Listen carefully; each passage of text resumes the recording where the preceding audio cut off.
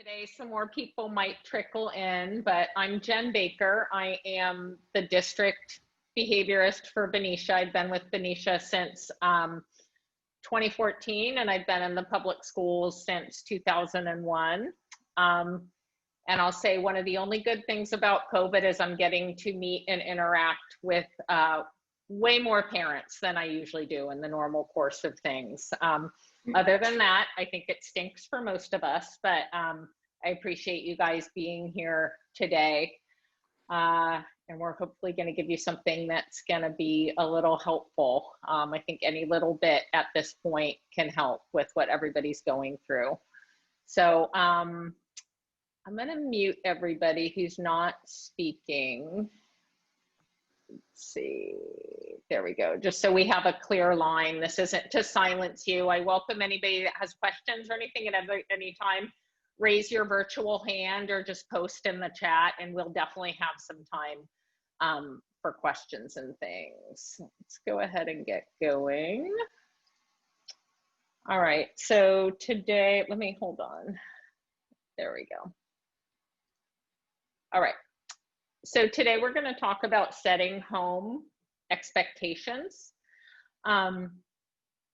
specifically about developing what's called a matrix for you and your family. The reasoning behind this is because a lot of us are struggling to stay positive and to stay in routines, and we don't have any of the normal schedules or routines that we have. We're having to rethink what normal looks like on a day-to-day basis, and everybody home in school is struggling, and particularly with children, but with everybody, is routines and schedules can really help reduce stress and therefore can reduce behavior problems. So that's why we focus on this, even though it's a super basic things. This is a quote I like to start with. I heard this recently: working, parenting, and teaching are 3 different jobs that cannot be done at the same time.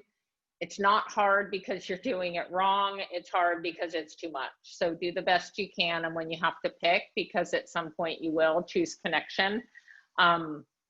We're all encouraging, we're encouraging everybody to just be really gentle with themselves, because what you guys are facing is too much for anybody.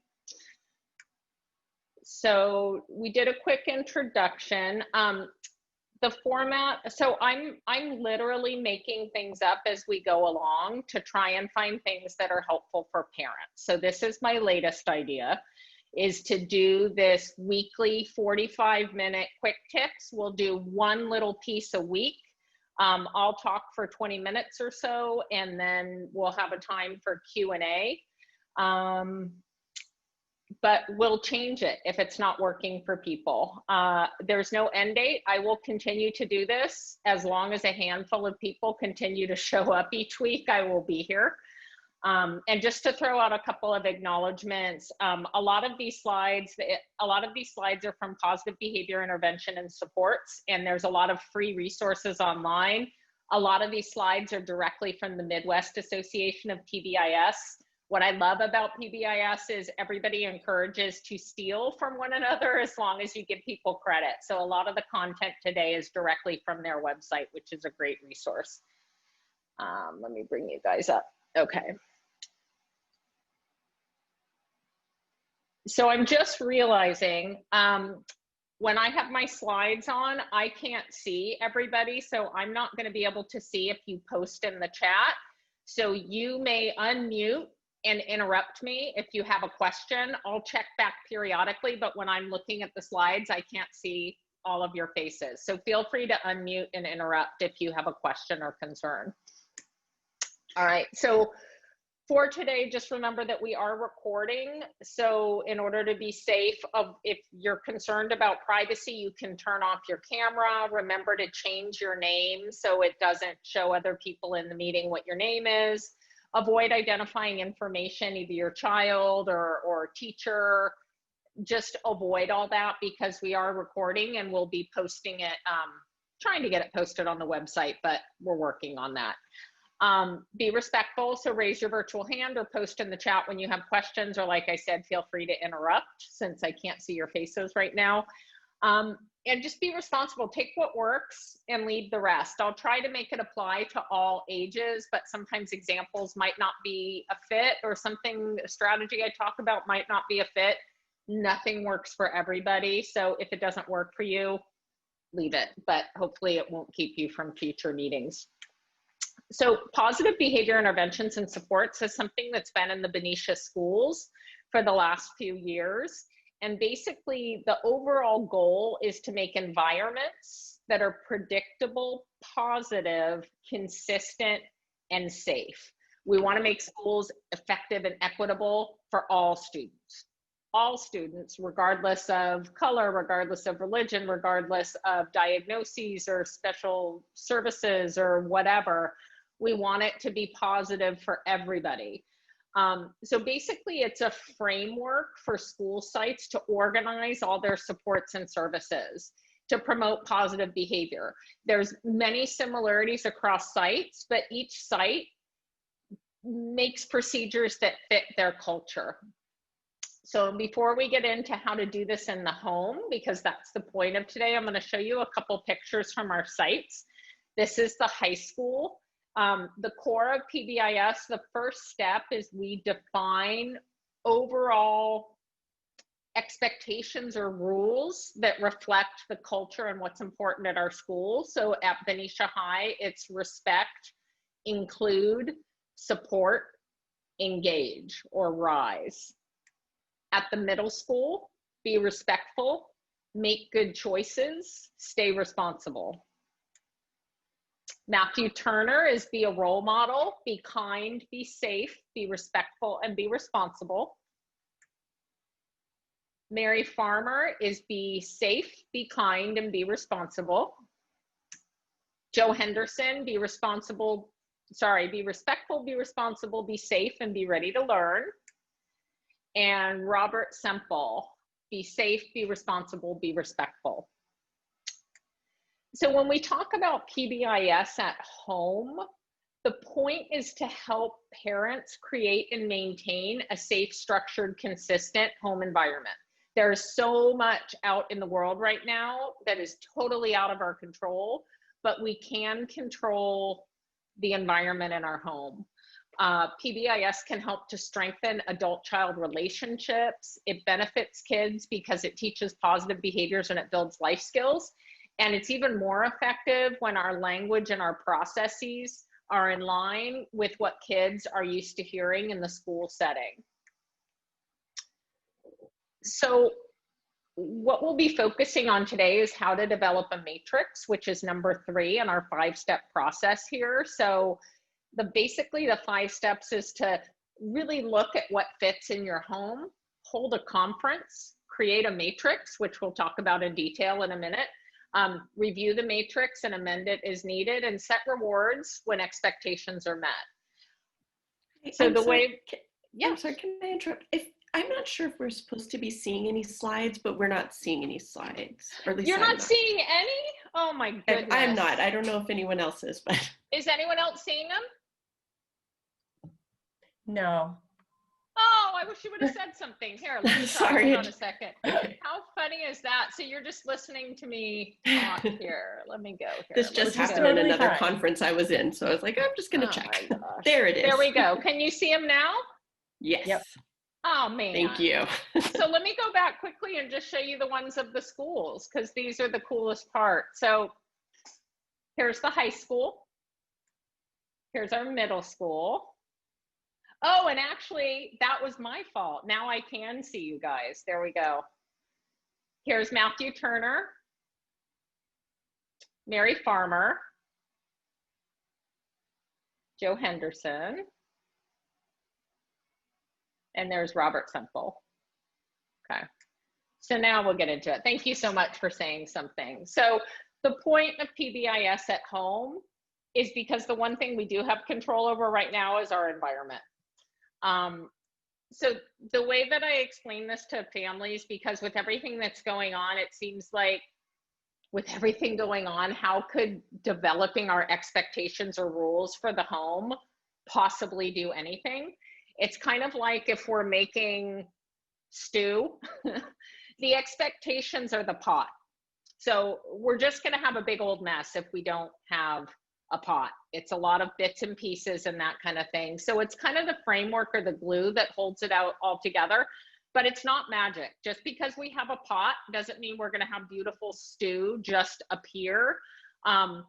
The vegetables and the meat and the potatoes and all that are all of the other things we do to teach and reinforce positive behavior. And then the pepper grinder is kind of like our punishments or our consequences, if you will. It shouldn't be everything that we do because that sets a whole different tone, but we do sometimes need consequences or negative consequences, but it's not the bulk of what we do. So today what we'll be starting with is the pot, which is setting up the expectations in the matrix. In future quick tip sessions, we'll be going into some of the different ingredients in the pot, including the pepper grinder or what to do when kids don't meet expectations. So developing your family's expectation matrix. So what is it? So basically it's a visual reminder of the rules or expectations or values that are important for your family. I see a little one. So we set expectations, 3 to 5 overarching family values that represent what's important to your family. So I gave you examples of what it looked like at our sites. Each site got together and came up with the ones that were important for their site. The rules are then the specific examples or steps of what we expect that relates to those expectations. And then the routines are a series of actions that we set up and that we practice and that reinforce so that we can start to form good habits and keep our home settings running smoothly. So rules become routines when they're taught, followed, and reinforced. So expectations are important because they state the core values for your family. They keep everybody focused, especially right now where everything is all over the place. It gives you language to use, and you can adapt it for all ages, whether you have little ones in the house or whether you have high schoolers. You adapt it for what fits for your family and for the age of the kids in your home. Like I said, we all thrive from knowing what's expected, but particularly now with all the challenges and transitions, and nothing is like how it usually is. Now is the time to put these kind of structures in place in the home for everyone. It gives you a positive language to use to prompt and recognize family members when you see behaviors that you want. And I'm going to read this this is actually from Midwest PBIS. They said, having the behavior you want to see defined and written down will help you in the heat of the moment. We all know those moments. You're cooking dinner with a crying kid wrapped around your ankle. You're letting the whining dog outside. You're refereeing to older kids who are fighting over the iPad in the living room. You scream for everybody to knock it off. Having behaviors you want to see defined will help you prompt your kids toward the behaviors you want to see happening, rather than just trying to, it's like whack-a-mole, rather than just reacting to everything that's going on. And like I said, this matrix is not magic. It's not gonna you're not gonna put it up and magically have great behavior and you're never gonna scream again. Guaranteed you will still scream and lose your temper sometimes, but hopefully it'll be less frequently, and hopefully a lot of the time it'll give you something to ground and bring back to what our priorities and our values are in the home. So how you do it, you make a table. You can do this on the computer. You can do this on a bulletin board. You can do it on like a poster. It does not have to be fancy. But the first thing is to create your format, and then decide for your family, what are your core expectations or values. Common ones are be safe, respectful, and responsible, but you can see some of the other sites had different ones in there. At the high school, they had things like inclusion, We also see kindness in there a lot. So you make it match the language and the values for your home. Once you identify the overarching expectations that reflect the values for what you want, put them in your table. Okay. And again, 3 to 5. We don't want 20. Most people have 3. The maximum should be 5. A tip that I've made to a lot of parents, if you want to and it works for you, use the ones from their school site. I mean, you might have kids at 2 different sites, but these are included on a parent webpage. I'll make sure you have the link at the end, but you can use the expectations that the school sites use if that works for you. Plus, it gives that homeschool continuity. All right. So number 3, add common areas of your home where rules would help. So where right now is it not going so well? Is it the breakfast table? Is it like, the bathroom, or, the living room, or like the computer area? Where is it not going well right now? You can also add specific routines. I've talked to a lot of parents, the morning routine and the online remote learning sessions seem to be the ones that are the most difficult right now, the getting up and getting going and being ready. Is it okay to lay in my bed in my pajamas and Zoom for school, or do I need to actually get up and be at a desk? Those are the kind of things that are coming up across ages. So you can also have not just physical settings, but you can have morning routines, okay? Mealtime technology, homework, any of the routines that are currently problematic. So we have our 3 overarching expectations. We have our routines or our areas. Now, have some kind of a family meeting is usually what I suggest. Brainstorm as a family what the behavior should look like for the locations and routines that you listed. And we don't put it in terms of what not to do. We phrase it in terms of what we want to see. So here's for examples for, an example for one would be like solving your problem with words. A non-example would be don't yell. So we don't want a matrix that says don't run, don't yell, don't fight. We want to say what it is that what they should be doing. Do it in age-appropriate terms. Here's a couple of examples. So for mealtime, being respectful, saying please and thank you and excuse me, asking and sharing about your day. Responsible, help set the table or meal prep, try new foods, clean up together.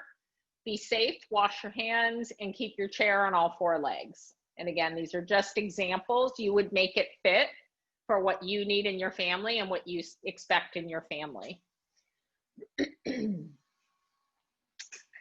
Number 7, you can consider adding a row specifically for the adults. So there's what we expect everyone, all kids to do.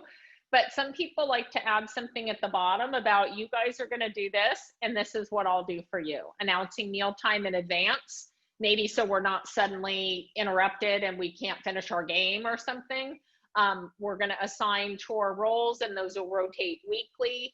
So you don't have to do that, but that sometimes can be helpful for parents. And it's also good for them to see that you're a part of this too, and you have your responsibilities too. So I'm going to show you a couple of what they look like in school, and then we'll show a couple of home examples. So these are some from, there's the cafeteria at Mary Farmer. You can see, be safe, wait patiently in line, sit on your bottoms, and listen to adults. We have one from the bathroom at Joe Henderson, be responsible. Clean up after yourself, report problems, flush, return to class quickly or quietly, and go to recess. School rules. This is one from Robert Semple. They have a big one like in their hallway. So for example, let's look at the playground. Run carefully, use equipment the right way, and have safe hands. Here's one from Matthew Turner. They have these in the quad, which is kind of where people transition in and out and go from class to class. Be kind and use the buddy bench. They have a little buddy bench for people that are, I think it's when kids are feeling lonely and things like that. Be safe. Walk forward, keep your hands to yourself, walk with the teacher to the gate, and keep umbrellas, I guess, was like this huge shenanigan deal at Matthew Turner. So keep umbrellas for use outside of the gates. Be respectful, respect the plants, and keep your feet on the ground, and be responsible. Always walk, choose a quiet activity, go straight to line when the bell rings. This is one, it's a little hard to read. This is a good example though of like how it can look very different for older students. This is one in the cafeteria in BMS. Let me see if I can read one of them. Locker rooms, respect personal space, privacy, and property. Be kind, avoid use of, aerosol deodorant. I guess that was an issue in the locker room. You know, so again, you adapt the language and what needs to be identified to your family and to the age. So here's an example of one for a home. So you can see they have their 3 overarching rules: be respectful, be responsible, be safe. They have mealtime, basement, yard, and bedtime routine. The adult role at the bottom. And then just to give an example, so in the yard, be respectful, share with siblings and friends. Be responsible, put toys away before going in, come in the first time asked, and be safe, ask permission before you leave the yard, wear helmets and gear when playing. And then this one, they have a nice job of doing the adult role at the bottom, such as providing a 5-minute warning for time to come in from playing in the yard. Here's just one other sample of a household. So these are responsible, respectful, and helpful. Morning routine: responsible, get up on time, eat breakfast. Respectful, take turns in the bathroom and flush. Helpful, make your bed and pick up your clothes. And then for parents, what do they have? Know where my children are, online included at all times. Communicate with teachers and celebrate successes, and create space and time for helping with homework. All right, so just a couple of tips. So engaging everybody in the process as much as their age will allow is a good idea. So some ideas for how to do this is you can have a brainstorming session to list out your overarching expectations. You can give everybody 3 votes for their favorite and use the top 3. You can talk about one area or routine each night at dinner, discuss what they would like to see out of you as caregivers and their siblings for each area. You could have some fun debates where behavior will live. For example, lots of behaviors could live on both respect and responsibility. So you guys can have a discussion about which goes where. You can have children help problem solve what the positive form of behavior would look like when you're stuck. So if you can't get off of don't have a fit when I tell you it's time to turn off the computer, have them brainstorm what it is they should do and use their words. All right, I see Justice, go ahead. Do you want to unmute yourself? Hi, I just see one tip on there. Are there supposed to be more of the ones you're talking about? Yeah, I'm doing one at a time. Those were the tips. Oh, sorry. Here, I'll put them all Okay, up. sorry about that. Oh, no problem. thanks. No problem. Sorry. This is very casual. I don't want this to be like a formal thing at all, so you're good. So the second one is keeping it simple. So those were all tips about how you could engage your family in the process, but again, make it fit for you. You do want to keep it simple. We don't, and the only thing I can compare it to right now is I go into the supermarket or different places and there are so many like rules and like things everywhere that I'm like, I don't even know where I'm supposed to stand. There's all this, don't do this, don't do that. Anyway, so we really want to hone in on exactly what we want, but really pick your priorities first and keep it in very simple language. Post it where everyone can see it, on the wall, in the kitchen, bulletin board, whatever. Revisit and update the rules regularly. So they're not set in stone for the end of time, or even till the end of COVID. You try them out and you come back and you update them as needed. And you might need to update them as family situations change, or if we return to face-to-face learning, you may want to keep it up but adapt it. So you might have different ones during the school year than you do for summer. So adapt as needed. Don't think it's like a one and done. And then share the matrix with other adults who provide care in the home. If anybody has kids with special needs that have service providers come in, or if you have babysitters or grandparents or whatever, make sure they know about the matrix and what it is and how to use it as well. So this is something that we'll hear throughout any of the quick tip sessions. If you want a behavior to change, you have to decide what you want, teach what you want, reinforce what you want. And sometimes, like I said, we need the pepper grinder. We need to have some negative consequences as well, of course. But we want the bulk of our time to be deciding what it is that we want. Then we want to teach and remind, and we want to reinforce when they get it, rather than just reacting to all the things that we don't want to see. It feels really lousy at the end of the day when we've been reacting to all the negative stuff. It's exhausting.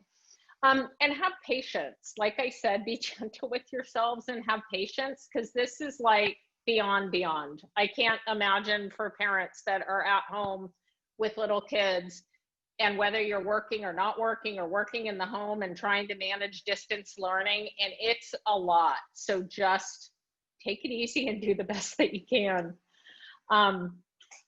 Some additional resources before I get out of the slides and open it up to questions. So this green document in the upper left-hand corner, there is, well, let me start with the bottom. So on the bottom where it says helping your children engage in distance learning, that is a living, breathing web page I put together. It's a tool called Padlet.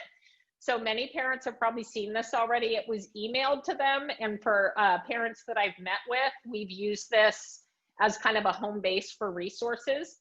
I'll navigate there in a minute and kind of show you how to use it, but there are lots of resources on there, including everything we just talked about, which is step 2, setting up a matrix or setting up home expectations.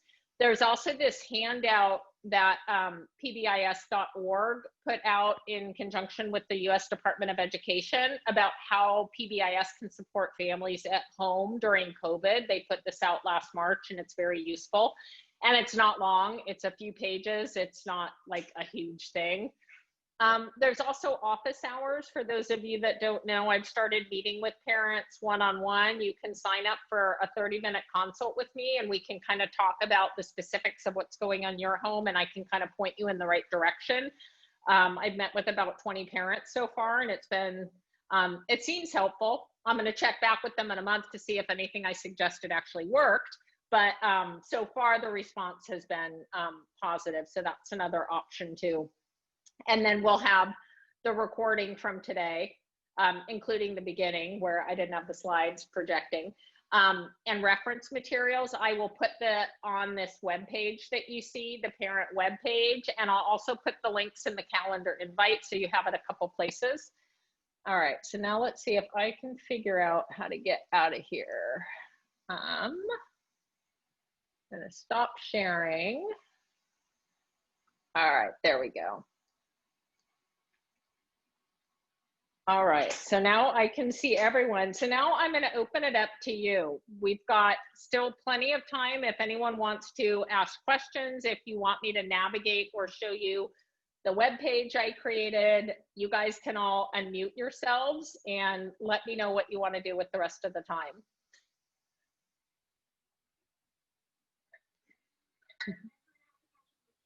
I just wanted to say thank you for that. That matrix idea is a great, that's a great thought. We need some kind of organized plan at our house. So that's a really great way to do it and get everyone involved. I like that. It's a really good one. And it's where we've started at the school sites. It's the first thing you do before you start talking about incentive systems or lessons or consequences or anything else. you have to start with what are our values and what do they look like? And the matrix is a great way to organize. And P.S., I didn't make any of this up. Anything good you hear me say comes from all those people that I acknowledged at the beginning: pbis.org, Midwest PBIS, Placer County Office of Education, who are my trainers and coaches. This is all PBIS stuff and none of it's mine. So. Okay. Anyone else? Questions?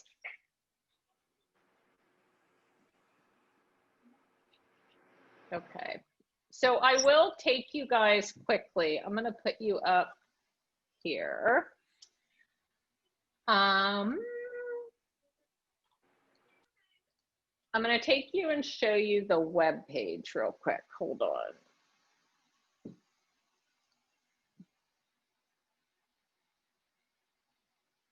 I'm going to try something. I hope I don't lose all of you.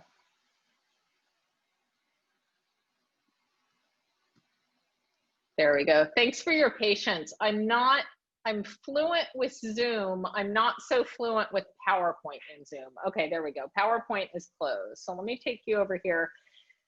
So this is the parent web page. So probably, and so you can go back and forth like this, but you can also go up and down each column. I have it organized by column. So everything we were just talking about is right here. PBIS step number 2, how to set home expectations.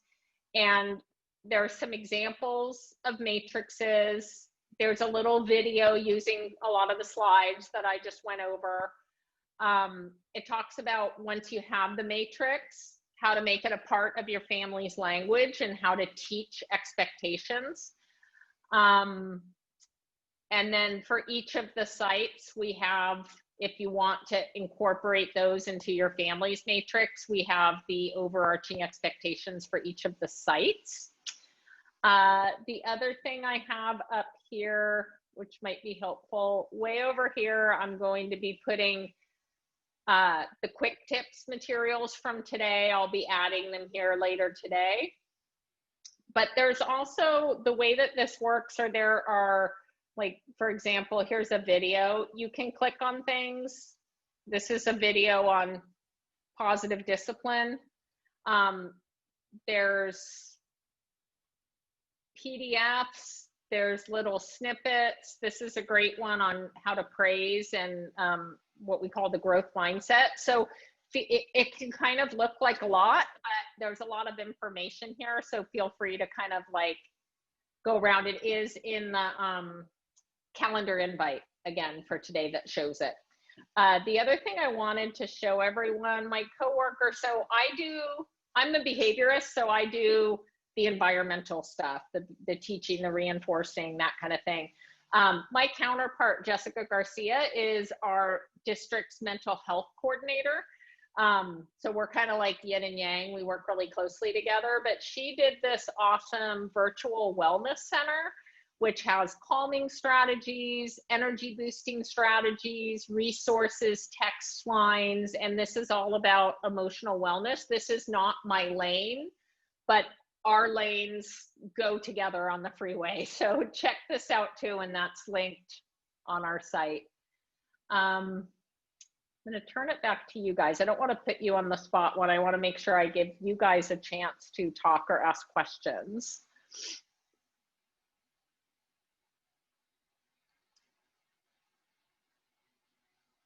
There you go. Nothing. I just want to double check. You said that the links are on the on our Zoom invite. Was that? Yeah. So here, let me show you. Let me. So I'm going to share here. I'm going to go over here. So in Google Calendar, so you can see right here. Here's the calendar event for today. I put the links right in the calendar event. So do you have Google? I'm assuming you do. Do you know how to get to Google Calendar? Yeah. Yeah. So all of these are linked there. There's also this 5 steps to promote PBIS at home, which I thought was good. That's linked today. It's what we talked about, but in 5 steps. But that's what I meant when I said it was in the calendar event. But with anything, if you can't find anything, just email me directly and I'll help you navigate. But I try to put things in a few different places because, yeah, just in case. That works. That's great. Thank you. Okay. All right. Any other questions or anything? We finished pretty quick. Okay. All right. Then that's it. So I'll hang around for a couple of minutes if people want to talk. Let me stop.